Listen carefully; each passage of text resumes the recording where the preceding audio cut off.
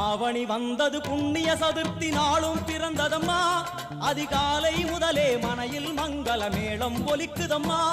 கஜமுகனின் வரவை காண குடும்பம் வாசலில் கூடுதம்மா மா கோலம் இட்டொரு மனை மேல் வந்தான் ஆரத்தியாகுதம்மா கணபதி ராஜா